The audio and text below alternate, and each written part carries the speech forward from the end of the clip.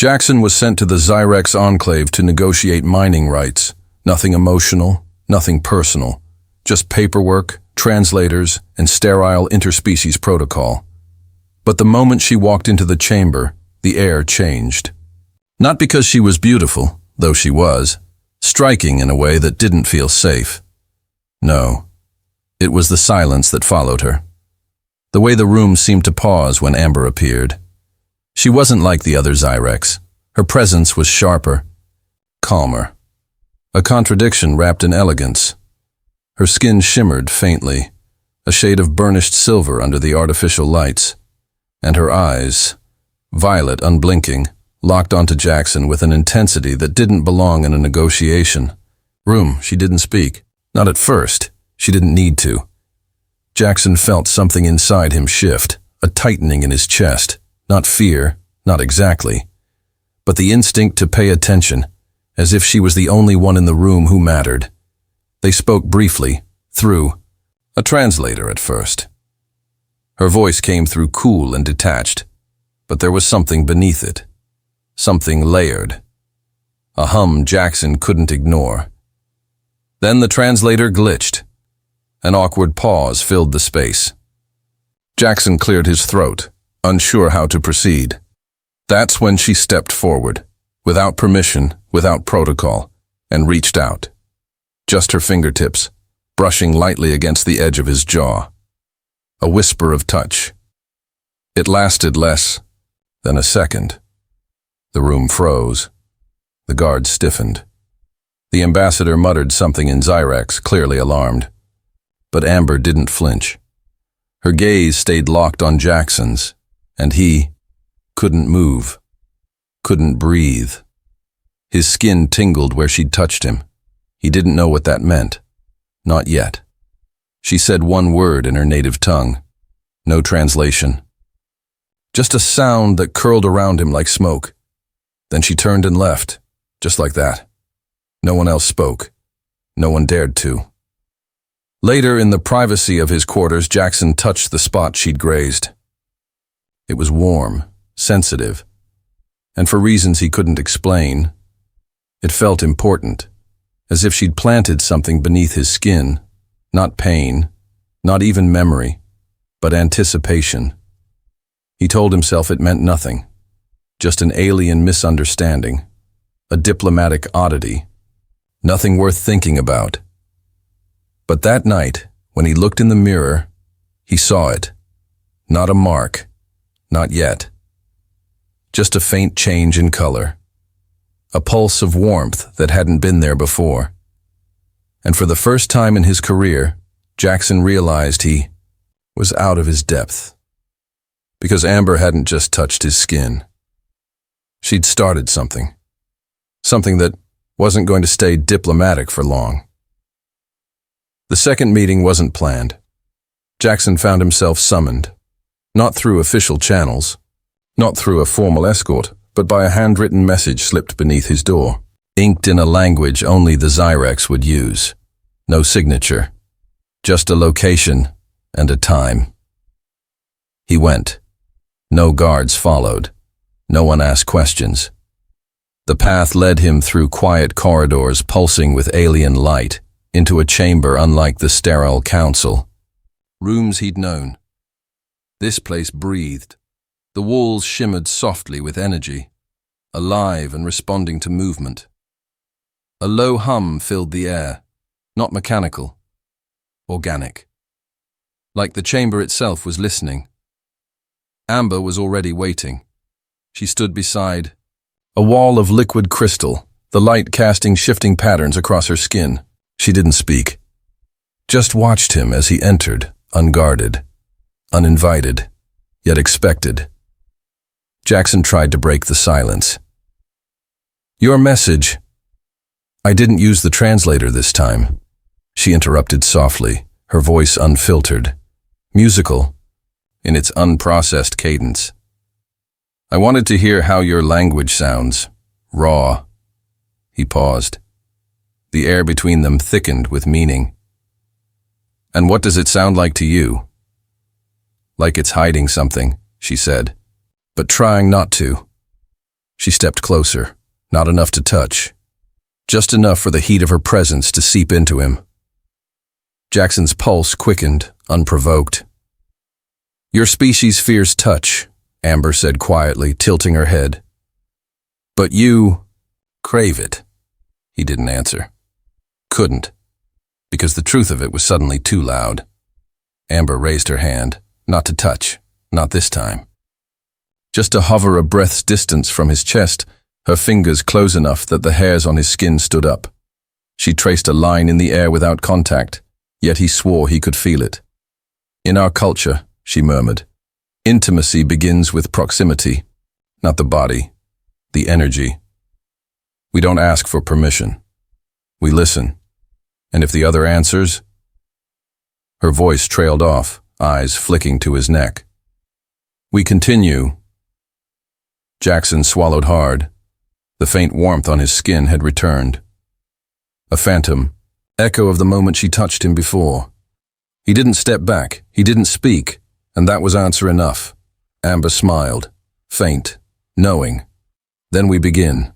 She didn't touch him, not yet. But the space between them vanished. Their breath synchronized. Two beings from different worlds sharing silence that screamed louder than language. Every movement, every glance became weighted, intimate. She turned to leave, once again without ceremony. But this time, Jackson followed. He didn't know what they were starting, but he knew he didn't want it to stop. The night it happened, the stars outside Zyrex Station burned red. An eclipse, the locals called it, an omen in their culture. A time when boundaries dissolved, between light and dark, between control and surrender. Jackson wasn't thinking of omens. He was only thinking of her.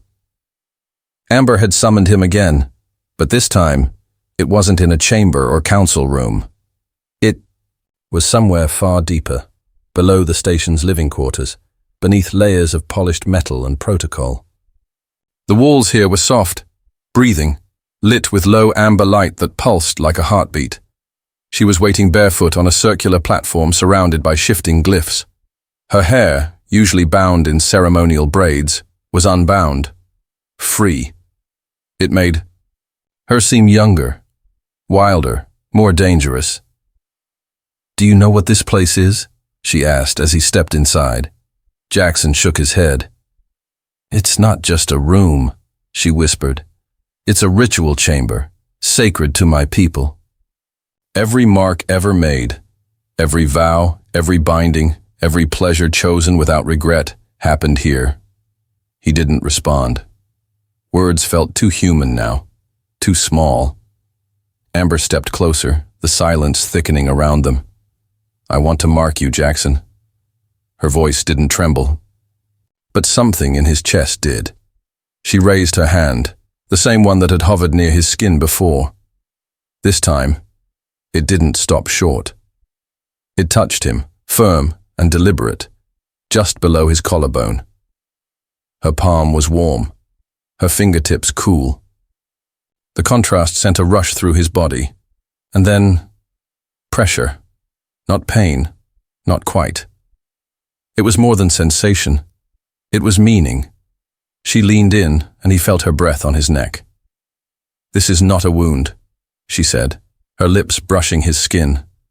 "It's a bond, one only given once." The pressure deepened, his heart pounded. Then suddenly the warmth flared, and something ignited. He gasped. It wasn't just a bruise forming, it was a memory being carved into flesh. Not with blades or fire, but with energy, with intent. A mark that shimmered beneath the skin, visible only in certain light. And yet, he could feel it throbbing like it had its own pulse. She pulled back slowly, her expression unreadable. It was done. He looked down. The skin on his neck darkened, tinted with violet hues. Not a bruise in the human sense. It was more radiant, alive. A fusion of her energy and his body. Amber stepped away, but her presence clung to him like a second skin.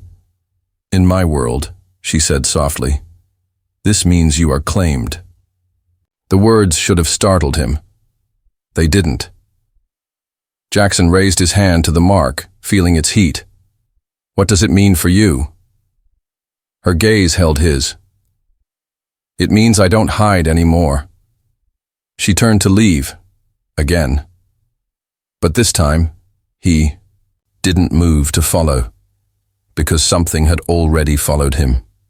The mark, the feeling, the pull of something that went beyond touch or attraction. He was changed, claimed.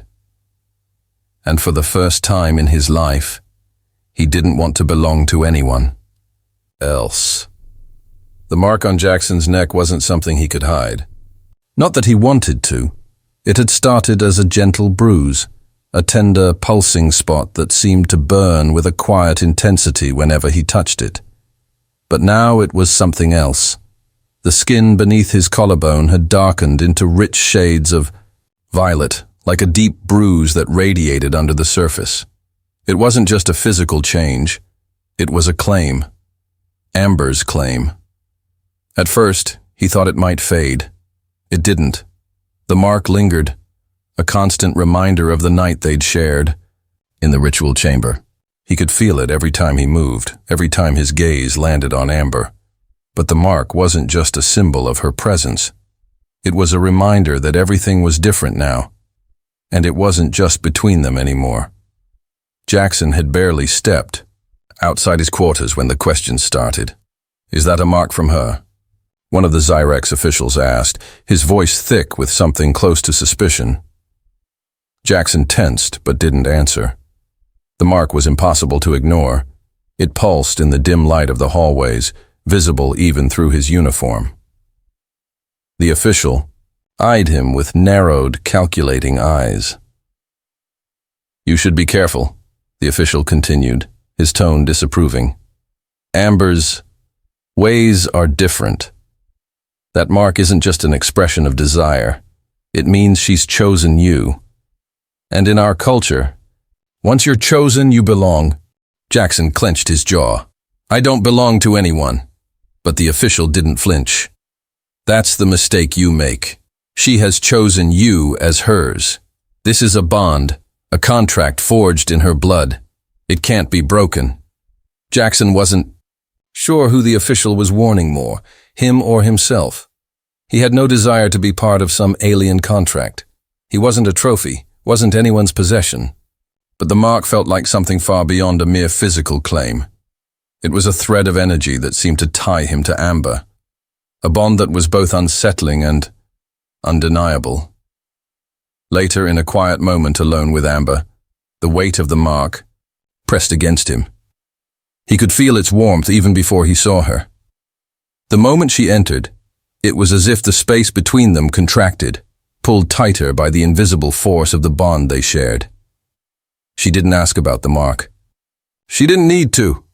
I've been told, Jackson said, his voice rough, that this means I'm yours now, that I belong to you.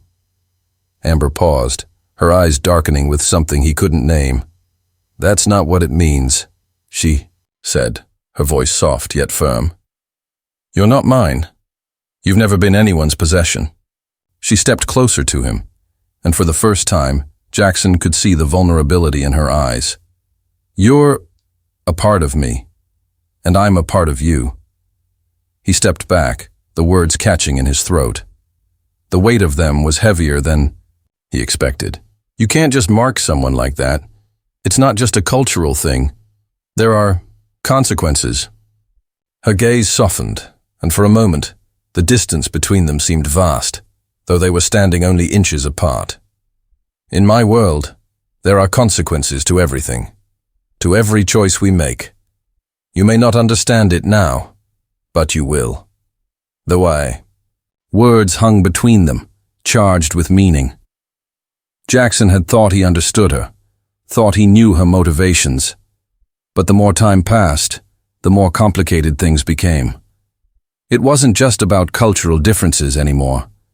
This was something deeper, something that had to do with power and vulnerability and connection. He couldn't deny the pull, the magnetic force that seemed to draw him toward her. Every touch, every glance, only deepened the bond. But there was fear, too. Fear of losing himself. Fear of being swept up in something he didn't fully understand. "And if I don't want this?" he asked, his voice barely a whisper. Amber's eyes searched his. "Then it ends. The mark fades. You walk away." But neither of them moved. "I don't know if I can walk away from this," Jackson admitted. "From you." She took a step, closer, her fingers brushing the mark on his neck, so gently it felt like a caress. "Then don't." The simplicity of her words hit him harder than any force. Amber was offering him an escape, but there was no escaping the way he felt about her. The connection between them wasn't something he could erase. And maybe, just maybe, he didn't want to. They stood there, inches apart, each feeling the weight of the unspoken truth between them. The mark on his neck was just the beginning. There was no going back now. The emotional pull between Jackson and Amber became harder to ignore with each passing day. The mark on his neck was no longer just a symbol of their bond. It was a reminder of everything he felt, everything he was losing control of. Jackson tried to focus on his work, to immerse himself in the daily tasks of managing the human delegation on Zyrex Station. But Amber's presence lingered like a shadow, always there, even when she wasn't physically in the room. The mark burned whenever his thoughts drifted to her, a quiet hum of heat under his skin that made it impossible to think about anything else. There was a sense of urgency now, a growing tension that he couldn't explain. It was like the mark was pulling at something deep inside him, a part of him that didn't want to be claimed. But it was too late for that. He already was. And Amber, despite her composed exterior, was no better off. She appeared unchanged on the outside, but Jackson could see the cracks. The small things. Her gaze would linger on him longer than necessary, her eyes intense, searching for something she wouldn't say. Her touch, always so purposeful before, had become more hesitant. Every time she brushed against him, there was a vulnerability behind it, a quiet question she didn't ask aloud. It was during a meeting that the pressure finally became unbearable. The Zyrex Council had convened in one of the larger chambers, discussing the political tension between their worlds. Jackson had tried to remain detached, to focus on the issues at hand. But the moment Amber stepped into the room, everything inside him shifted. Her presence filled the space, and the conversation around him became nothing more than white noise. He didn't look at her, not directly, but he could feel her eyes on him, could feel the weight of that unspoken connection between them, the magnetic force that refused to let go. In the middle of a heated debate about trade agreements, Amber's voice cut through the room, calm and unwavering. "We are not here to discuss trivialities." Her eyes flicked to Jackson, a fleeting moment of something deeper passing between them. "We are here to discuss what truly matters." The council members fell silent. Jackson could see the way their gazes darted between him and Amber, sensing something had shifted, something unspoken hanging between them. His heart hammered in his chest, the mark on his neck burning like it had a mind of its own. He wanted to shout, to confront her. He wanted to demand answers for the way she'd taken so much from him without asking, without explaining. But the truth was, Jackson didn't know what to say anymore. He didn't know if he could walk away from her. He wasn't sure he wanted to. After the meeting ended, Amber didn't leave the chamber. Instead, she stayed behind, her figure silhouetted against the shimmering light of the station's vast windows. The room was empty now, save for the two of them. The air between them was thick with the unsaid, and Jackson could hardly breathe. She turned to face him slowly, her expression unreadable. "You're conflicted." Jackson laughed bitterly, his frustration spilling out before he could stop it.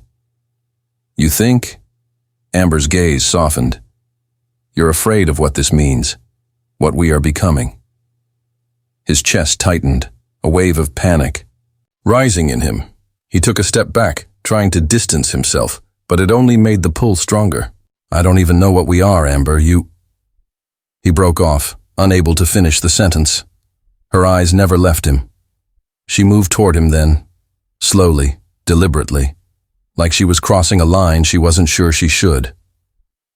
"You're afraid because you think I've trapped you, because I marked you." "I didn't ask for it," Jackson said, his voice rough. He wasn't sure if he was defending himself, or if he was trying to convince himself that the mark didn't mean something deeper than it did. "I didn't. No, you didn't," she interrupted softly. "But it doesn't mean you don't want it." The words hit him like a punch. He didn't want to admit it, didn't want to face the fact that, deep down, he wasn't sure. He wanted to pull away. The connection they shared was undeniable, something that pulsed with life, with heat, with everything he couldn't control. Amber reached out then, her fingers brushing against the mark on his neck once more. The light, touch igniting a fire inside him. He closed his eyes, unable to stop the shudder that passed through him at her touch. His mind screamed for distance, for control, but his body betrayed him. "Amber," he began, but the words died in his throat. "I'm not asking you to understand," she said, her voice low and soothing. "I'm not asking you to accept it right away, but you have to stop running from it, from us." Jackson's pulse quickened. The moment stretched out between them, heavy and thick with the weight of their unspoken truth. The silence was deafening, but it spoke louder than any words. In that moment, everything shifted. The mark on his neck wasn't just a physical reminder anymore. It was a connection, a tether, and maybe, just maybe, he wasn't ready to break. The moment Amber spoke, everything changed. The weight of her words hung in the air like a thunderstorm ready to break, but neither of them could move. Jackson's heart thundered in his chest as he watched her, trying to make sense of what had just passed between them. "I'm not asking you to understand," Amber repeated, her voice firm but soft. "I'm not asking you to accept it right away, but you have to stop running from it. From us." Jackson's mind raced, his thoughts spinning in every direction. He wanted to run, desperately so. He wanted to escape the storm of emotions swirling inside him. He had always prided himself on his control, his ability to remain unaffected by the chaos around him. But in this room, with Amber standing before him, that control slipped through his fingers like sand. For a long moment, he said nothing, only watching her. The space between them felt like an abyss, a vast chasm that neither of them seemed able to cross. Amber stood her ground, her gaze unwavering, and Jackson realized that this wasn't just about a mark anymore. It wasn't about cultural traditions or alien customs. It was something deeper. It was about the connection they shared, something undeniable, something raw and real. He wanted to scream. He wanted to shout at her, to demand she explain herself, to tell him why this was happening. But he knew that wasn't what he needed. What he needed was the truth, the full truth. "You never told me what this really means," Jackson said, his voice hoarse, his chest tight. "What this bond actually means for us." Amber's expression softened, the hardness in her features melting away as she took a step closer. To him, "I didn't know how to explain it. It's complicated. I thought you would run before you even understood." Jackson shook his head, frustration bubbling up. "You've already marked me, Amber. It's not something I can just walk away from, so don't tell me it's complicated. What is it really?" Her eyes darkened, and for a split second, Jackson saw something flicker there. Vulnerability. Amber, who had always seemed so strong, so confident, was just as unsure as he was. She reached out, her fingers grazing the bruise on his neck, sending a shiver down his spine. "This mark. It's a bond, an ancient tradition for my people, a mark of chosen connection. It's not just about desire, Jackson. It's about something far deeper. When a Zyrexian marks someone, it's not just a physical claim. It's a soul tie." Jackson's breath caught in his throat. A soul tie. Yes. Amber's voice was quiet now, as if she were afraid to speak the words aloud. A bond that connects us, emotionally, spiritually. We become tethered. And once the mark is made, it's not something that can be undone. It's a permanent link, one that ties us together in a way that neither of us can truly escape. Jackson took a step back, his mind spinning. So, what does that mean for me? For us? I didn't ask for this, Amber. I didn't ask for it either. Amber interrupted, her voice trembling with emotion. I didn't ask for this bond. But it's not something we have control over. It's ancient, Jackson. It's as old as my people's history. It's a part of us, part of our culture, something we can't just walk away from. And when I marked you, it wasn't just because I desired you. It was because something inside me knew it was right, that you were the one. Jackson's head spun. The one?